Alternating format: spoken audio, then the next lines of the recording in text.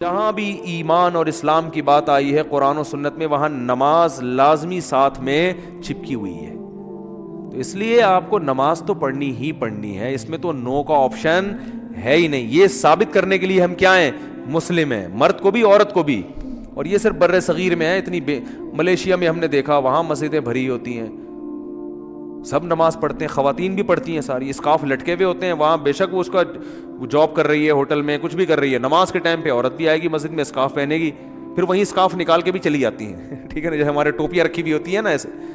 افغانستان میں سب نماز پڑھتے ہیں، سعودی عرب میں سب نماز پڑھتے ہیں، دبئی میں عرب کے کیسے کیسے عیاش ہیں، نماز کے ٹائم پہ سارے ایسے لگے گا جیسے ان سے بڑا نیک دنیا میں کوئی ہے ہی نہیں. بادشاہ نماز پڑھتے ہیں، وزیر نماز پڑھتے ہیں. ہمارے ہاں ایک بہت بڑی لعنت ہے کہ ہوگا مسلمان اور اپنے آپ کو مسلمان بھی کہتا ہے، نماز کے وقت میں غائب. تو اس لیے امام احمد ابن حنبل جو بہت بڑے مجتہد ہیں، ان کا یہ فتویٰ ہے کہ ایک نماز بھی جو جان بوجھ کر چھوڑ دے گا اسلام سے خارج ہو جائے گا.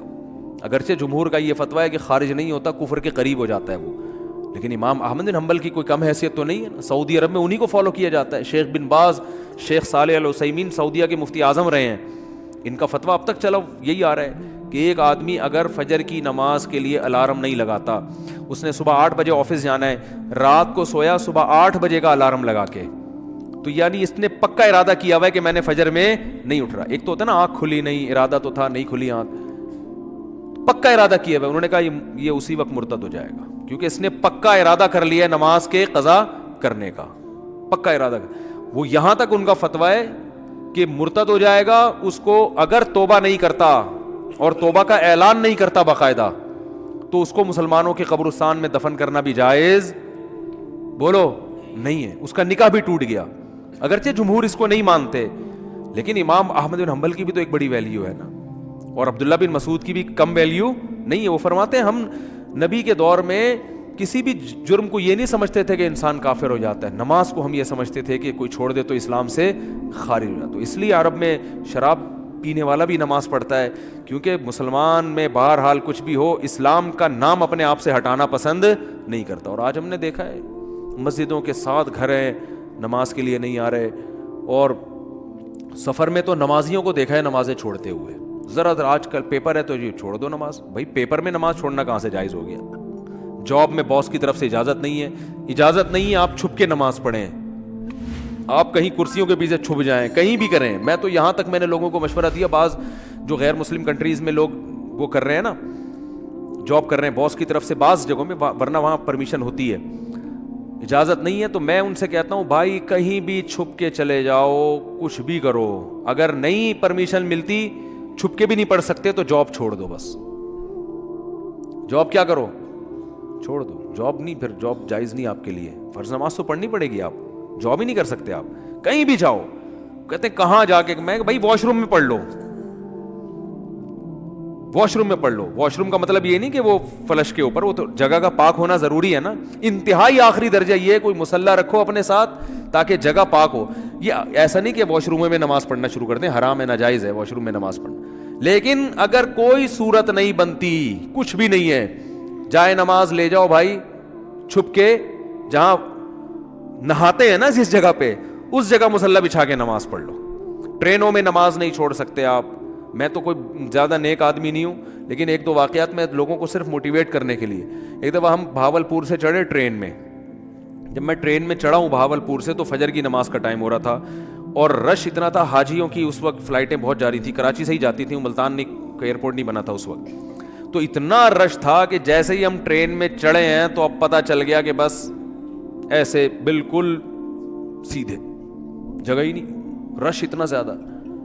اب فجر کی نماز، وضو میں نے پہلے کر لیا تھا احتیاطاً، تو اب وہاں میں نے کہا بھائی نماز پڑھنی ہے. لوگوں نے کہا یہاں جگہ نظر آ رہی ہے. صوفی صاحب لوگ پھر تانے دینا شروع کر، بھائی صوفی تو نظر نہیں آ رہا ہے، یہاں کوئی نماز پڑھے گا، پاگل ہو رہا ہے.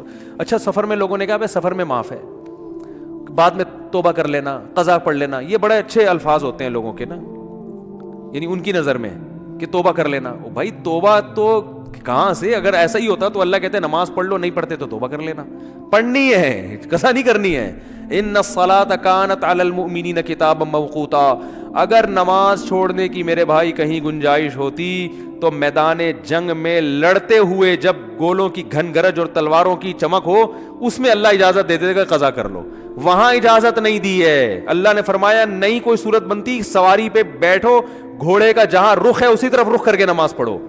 وہاں اجازت نہیں دی. اور آگے اللہ نے اس کی وجہ بیان کی ہے کہ میں اس لیے کہہ رہا ہوں یہاں پڑھنی ہے کہ نماز صرف پڑھنے کا حکم نہیں ہے.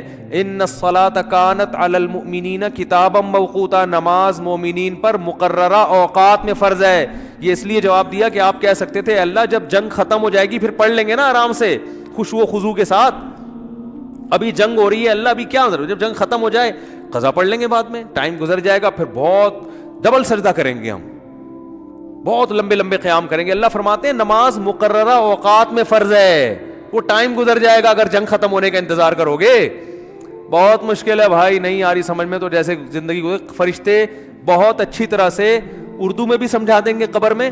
وہ کہتے ہیں میں نہیں بتاؤں گا, تو لوگوں نے کہا اب تو آپ کو سب بتانا پڑے گا.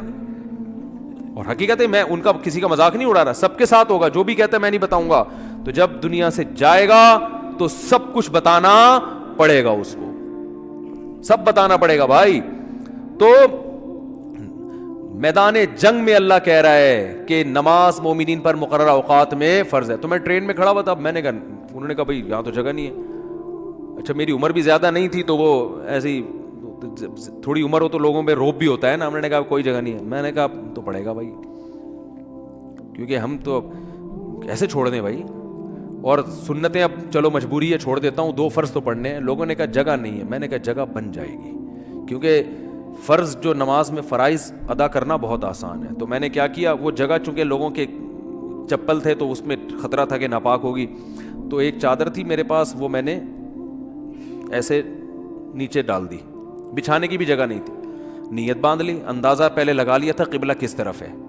نہیں تو آپ آج کل تو موبائل پر ایسی ایپس آ رہی ہیں, اس سے فوراً پتہ چل جاتا ہے قبلہ کس طرف ہے. اندازہ تھا مجھے, رخ کیا ہم نے. اب یوں کرنے میں تو کوئی نہیں رکاوٹ ڈالتا نا, یوں کرو, نیت باندھ لو بھائی.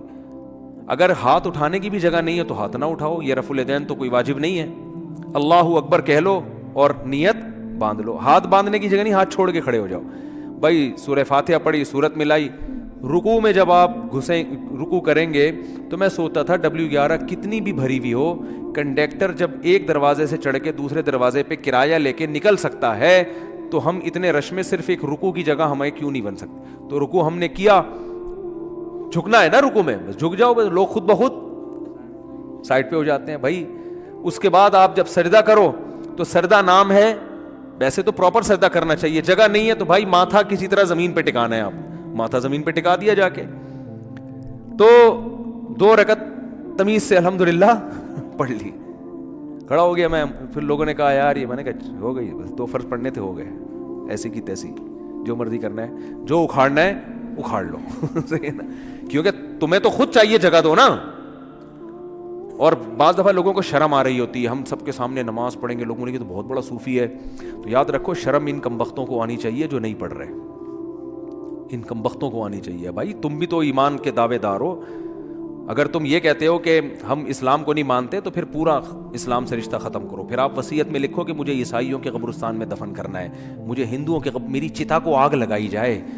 ٹھیک ہے نا, یہ لکھ کے جاؤ. جو نماز نہیں پڑھتا نا لکھے کہ بھائی میں چونکہ نماز نہیں پڑھتا اور میں مانتا ہوں یہ ٹائم ویسٹنگ ہے اور یہ کیا مولویوں نے نماز رکھا ہوا ہے, تو لکھو کہ میری چتا کو, ایک ہندو ابھی مسلمان ہوا ہے تو میں نے, وہ مجھے کہہ رہے تھے کہ میں لائیو سب کے سامنے کلمہ پڑھوں گا نا, تو میں نے کہا چلو ہمارے بیان میں آپ کو لائیو ہم لے لیں گے. بیان سنتے تھے, اللہ کا شکر ہے وہاں انڈیا میں ان کو ایمان کی توفیق ملی, تو ہندو ہونے کے باوجود میرے بیان بڑے شوق سے سن رہے تھے, کہہ رہے ہیں سنتے سنتے میرا دل کیا کہ میں مسلمان ہو جاؤں, اللہ تعالیٰ قائم رکھے. تو میں نے کہا لوگوں کو موٹیویشن ملے گی, تو انہوں نے کہا میں سب کے سامنے. پھر مجھے خیال آیا بھائی اتوار میں تو ٹائم ابھی ہے, زندگی کا کوئی بھروسہ نہیں ہے. میں نے کہا اگر آپ اس سے پہلے مر گئے, انہوں نے کہا بات تو ٹھیک ہے. میں نے کہا پھر فون پہ ہی کلمہ پڑھو. تو انہوں نے کلمہ تو پڑھ لیا, ماشاءاللہ مسلمان ہو گئے, بیان بھی سن رہے ہیں. لیکن انہوں نے کہا میرے لیے سب سے بڑی آزمائش یہ ہے کہ ہندوؤں میں جب ماں کا انتقال ہوتا ہے تو بڑا بھائی ہے جو چتا کو سب سے پہلے آگ لگاتا ہے, میں سب سے بڑا ہوں, اور میری ماں کی طبیعت بہت خراب ہے, بظاہر ایسا ہی لگتا ہے کہ وہ دنیا سے جانے والی. تو میں نے تو ان کو سمجھایا اپنی ماں کو مسلمان کر لو. کہہ رہے وہ نہیں ہوگی, وہ نہیں ہوتی. کہنے کا میرے لیے مسئلہ یہ ہے کہ ان کے انتقال کے بعد چتا کو آگ سب سے پہلے میری ذمہ نہیں لگائی تو پورا خاندان کھڑا ہو جائے گا. اب ان کا کیس چل رہا ہے, میں نے ان کو مولانا کلیم صدیقی صاحب کا نمبر دیا ہندوستان میں کہ ان سے رابطہ کریں, وہ آپ کی مدد کریں گے. تو ہندو تو چتا کو آگ لگاتے ہیں بھائی, جو نماز نہیں پڑھتے. تو آپ بھی اگر نہیں مانتے نماز کو, جو زیادہ تر یہ فواد چودھری معذرت کے ساتھ اس طرح کے لوگ بار بار علماء کو برا بلا کہہ رہے ہوتے ہیں نا, ان سے کو آپ وصیت لکھو کہ میرے مرنے کے بعد کوئی مولوی میرے جنازے کے قریب نہیں آئے گا, میری نماز جنازہ کوئی مولوی نہیں پڑھائے گا. تو یہ سب پھر مولوی سے اگر آپ نے دستبرداری کا اعلان کرنا ہے تو پھر پورا مولوی لیس ہو جاؤ آپ, صحیح ہے نا. تو اپنے مفاد کے لیے مولانا آ رہے ہیں, نکاح پڑھانے کے لیے مولانا آ رہے ہیں, چلو نکاح تو عدالتیں بھی پڑھا دیتی ہیں, جنازے میں سب سے زیادہ تو آپ پھر اپنا جنازہ پڑھواؤ, یا تو پڑھواؤ ہی نہیں, کیونکہ تو مولویوں نے ہی بتایا نا جنازہ ہے, یا تو پڑھواؤ نہیں. اگر پڑھوانا ہے تو مائیکل جیکسن ٹائپ کا کوئی آدمی ہونا چاہیے, لبرل بالکل, جو موسیقی کا, کیونکہ آپ نے یہ بھی ایک دفعہ ارشاد فرمایا تھا کہ علامہ اقبال بھی موسیقی سنتے تھے, قائد اعظم بھی, مولویوں کی طرح تھوڑی تھے عجیب سے. تو پھر کوئی ایسا ہی گلوکار ملک کا جو سب سے بڑا ڈانسر ہو, وہ آپ کا نماز جنازہ مٹک مٹک کے پڑھائے. پھر اللہ سے دعا کرو بھائی, نماز سے اللہ ہمارا رشتہ قائم کر دے. تو اذان پر ابھی بیان باقی ہے کہ اتنی اللہ کو یہ عبادت پسند ہے نا کہ پیدا ہوتے ہی اللہ کان میں اذان کہلوا دیتے ہیں. اس کے بعد جو ندائیں صبح فجر میں آواز گونجتی, اللہ اکبر حی علی الصلاۃ الصلاۃ خیر من النوم, پھر اللہ کہتے ہیں ظہر میں دوبارہ یاد دلاؤ, مؤذن کو کہتے ہیں جا بھائی اسپیکر پہ بٹن آن کر, بولتا رہے بس تو. لوگ کہیں گے کہ یار جب نماز کا ٹائم ظہر کا 1:05 ہے تو بتانے کی ضرورت کیا ہے. اللہ کہتے ہیں ان کی باتوں میں مت آنا, 1:05 ہے تو 1:45 پہ بتا دینا ان کو کہ 15 منٹ رہ گئے, 20 منٹ رہ گئے.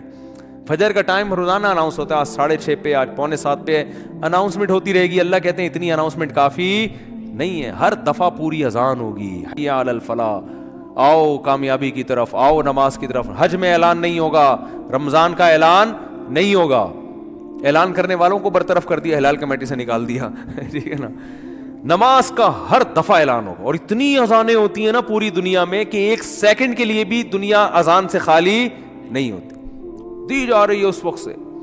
تو یہ اس لیے کہ اللہ کی نظر میں اس کی اہمیت اور ویلیو بہت زیادہ. اللہ کہے گا ابھی اس مؤذن کو کہا صرف ان کو سناؤ, زبردستی کسی کو لے کے نہیں آؤ مسجد میں, ابھی زبردستی کا ٹائم نہیں ہے, ابھی حساب و کتاب کا ٹائم نہیں ہے. تم نے حی علی الصلاح حی علی الفلاح کہہ دیا, اللہ کی کبریائی بیان کر دی, ان کی مرضی آئے نہ آئے. تم گھر تک تھوڑی جاؤ گے بیل بجا کے, بھائی میں نے تمہیں حی علی الصلاح کا, تمہیں سمجھ میں نہیں آیا کیا, انگلش میں بتاؤں میں تمہیں؟